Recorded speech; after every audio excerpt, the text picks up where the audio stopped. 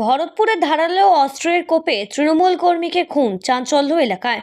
মুর্শিদাবাদের ভরতপুরে ধারালো অস্ত্রের কোপে খুন হলেন এক তৃণমূল কর্মী। মৃতের নাম ষষ্ঠী ঘোষ। বছর 55 এই তৃণমূল কর্মী বাড়ি ভরতপুর থানার অন্তর্গত আলুগ্রাম পঞ্চায়েত এলাকার শেহালাই গ্রামে।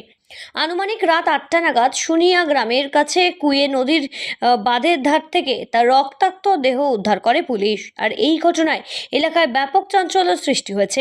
মৃতের স্ত্রী শ্যামলী ঘোষ জানান, বিকেল 4টে নাগাদ ষষ্ঠী ঘোষ মাঠের কাজের জন্য শ্রমিক দেখতে বাড়ি থেকে বেরিয়েছিলেন। এরপর রাত 8টা নাগাদ তাদের কাছে খবর আসে বাড়ি থেকে প্রায় 300 মিটার দূরে কুয়ে নদীর বাঁধের ধারে মৃতদেহ পড়ে আছে তার।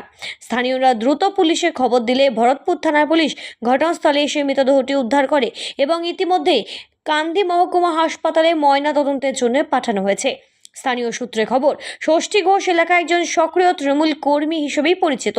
মৃতের জামাই ভীমদেব পালের দাবি, এর আগেও তাকে কয়েকবার খুনের চেষ্টা করা হয়েছিল। যদিও এই খুনের পেছনে প্রকৃত কারণ কি সেটা এখনো স্পষ্ট না হলেও ভরতপুর থানার পুলিশ ইতিমধ্যে গোটা বিষয়টি নিয়ে তদন্ত শুরু করেছে।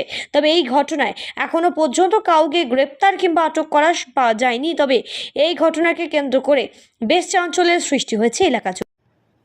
ব্যুরো রিপোর্ট, সঠিক বার্তা।